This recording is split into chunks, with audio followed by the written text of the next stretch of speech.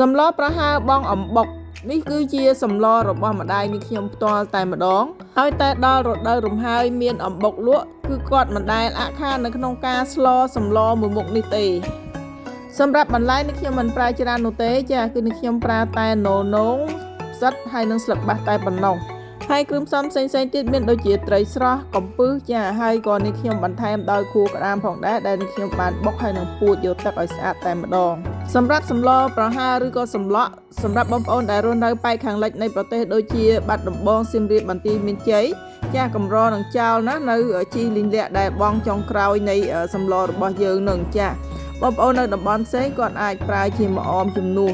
បើបងប្អូនអ្នកនៅប៉ែកខាងលិចបើសិនជាស្លសម្លប្រហើរឬក៏សម្លក់អត់មានជីលីងលាក់ចាគឺដូចថាខ្វះអ្វីមួយយ៉ាងអត់ឆ្ងាញ់តែម្ដងបាននិយាយអំពីម្ហូបអាហារខ្មែររបស់យើងចំចាដូចជាប្រហើរកកូរអីជាដើមនេះចាស់ក៏តែងតែកែច្នៃរោគបន្លែដែលដុះនៅតាមគៀនលបងឬក៏បន្លែដែលគាត់ដាំដុះដោយខ្លួនឯងសុទ្ធតែជាបន្លែដែលពោរពេញទៅដោយវីតាមីននិងសារធាតុចិញ្ចឹមជាច្រើន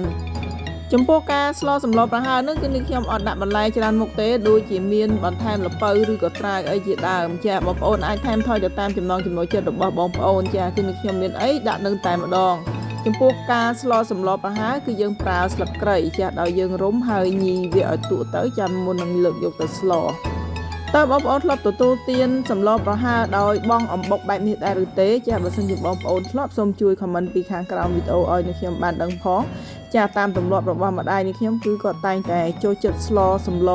មួយមុខនឹងជារៀងរាល់ឆ្នាំតែម្ដងឲ្យតែដល់រដូវមានអំបុកនេះខ្ញុំយល់ថាប្រសិនជាបងប្អូនដែលមិនធ្លាប់ចាប្រហែលជាអាចនឹងរៀងចម្លែកចិត្តដែរក៏ប៉ុន្តែសម្រាប់ក្រុមគ្រួសាររបស់នេះខ្ញុំគឺមិនចម្លែកនោះទេចាគឺទទួលទានជារៀងរាល់ឆ្នាំតែម្ដង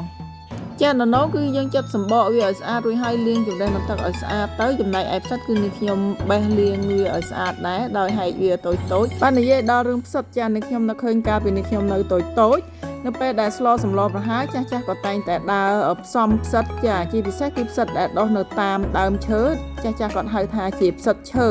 ផ្សិតនោះគឺមានសភាពរាងស្វិតក៏ប៉ុន្តែនៅពេលដែលយើងយកមកស្លហើយទទួលទានគឺដោយសាច់មាន់ចឹងចាគឺឆ្ងាញ់មែនតើអត់ដឹងថាសប្តាហ៍ថ្ងៃនេះនៅតាមស្រុកស្រែទីជនបទនោះនៅមានដែរឬទេបងប្អូនចាបច្ចុប្បន្ននេះភាគច្រើនគឺយើងប្រើតែផ្សិតដែលគេបណ្ដុះលក់ឥឡូវងាកមកមើលការស្លសម្លប្រហើររបស់នេះខ្ញុំបន្តទៅទៀតចានេះខ្ញុំដាំទឹកឲ្យពុះអត់ដាក់ទឹកឲ្យច្រើននោះទេ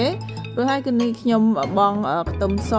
ខ្ជាយហើយនិងស្លឹកគ្រៃចូលបន្ទាប់មកជ្រុំប្រហុកបង់ត្រីយើងស្រស់ចាត្រីស្រែតូចហ្នឹងរួចហើយបានបង់គ្រឿងរសជាតិអំបិលហើយនិងម្សៅស៊ុបហើយនិងបង់បន្លែននងហើយនិងផ្សិតនឹងចូលតែម្ដងចាដាក់វាដាំឲ្យពុះមួយសន្ទុះសិនទៅចំពោះបរិមាណទឹកនេះខ្ញុំមិនប្រើច្រើននោះទេដោយសារនេះខ្ញុំនឹងប្រើខួរក្តាមដើម្បីចាក់ចូលនៅក្នុងសម្លតាមក្រោយចាព្រោះខួរក្តាមរបស់យើងបុកពួតទៅវាមានទឹកច្រើនគួរសមដែរចាក្រោយពីសម្លពុះដល់បន្លែរបស់នេះខ្ញុំរៀងត្រូមបន្តិចហើយនេះខ្ញុំចាប់ផ្ដើមចាក់ទឹកក្តាមចូលតែម្ដងចាសម្រាប់បងប្អូនអ្នកដែលធ្លាប់ស្លសម្លខួរក្តាមដឹងហើយនៅពេលដែលយើងចាក់ចូលហើយទុកឲ្យវាពុះយើងមកកុំកូរវាឲ្យខ្លាំងអីបងប្អូនចានៅពេលដែលពុះយើងកូរថ្នមបើសិនជាកូរខ្លាំងអាចនឹងធ្វើឲ្យបែកខួរក្តាមយើងល្អិតនៅពេលដែលទទួលទានទៅគឺអត់មានរសជាតិឆ្ងាញ់នោះទេចាបន្ទាប់មកគឺនេះខ្ញុំបន្ថែមកំពឹសចាសម្លហ្នឹងគឺយើងចិត្តឆ្អិននឹងហើយកំពឹសគឺយើងដាក់តាមក្រោយចាកំពឹសទុកឲ្យវាពុះមួយរំពុះដល់បន្តិចល្មមតែឆ្អិនកំពឹសទៅបន្ទាប់មកគឺយើងបង់ស្លឹកឈើយើងចូលតែម្ដងចាគឺស្លឹកបាសចូលហើយយើងសង្កត់វាឲ្យសប់ទ្រោមចុះទៅក្រោមទៅនេះខ្ញុំចាប់ផ្ដើមបិទភ្លើងឲ្យបងប្អូនចាគឺអត់បើកភ្លើងទេនៅពេលដែលដាក់ស្លឹកឈើចូលចាស្លឹកឈើនេះខ្ញុំសង្កត់វាចុះទៅក្រោមដើម្បីឲ្យវាទ្រោមជាមួយនឹងទឹកសម្លរបស់យើងដែលកំពុងតែនៅក្តៅនឹងចាការយើងធ្វើបែបនេះនោះស្លឹកឈើដែលមានពណ៌ខៀវរបស់យើងគឺនៅរក្សាវីតាមីនល្អដដែលចាហើយបន្ទាប់មកបាននេះខ្ញុំដាក់អំបុកចូលអំបុកនេះគឺនេះខ្ញុំដាក់មួយផ្នែកចានេះខ្ញុំទុកមួយផ្នែកទៀតនៅពេលដែលយើងដួសសម្លទទួលទានទៅយើងរោយបន្ថែមទៅទៀតហើយជាចុងក្រោយគឺនេះខ្ញុំបង់ជីលីងលាក់ចូលតែម្ដងបងប្អូនដែលអត់មានជីលីងលាក់យើងអាចប្រើជាម្អមក៏បានដែរគឺមានរសជាតិហើយនឹងក្លិនឈ្ងុយដូចគ្នា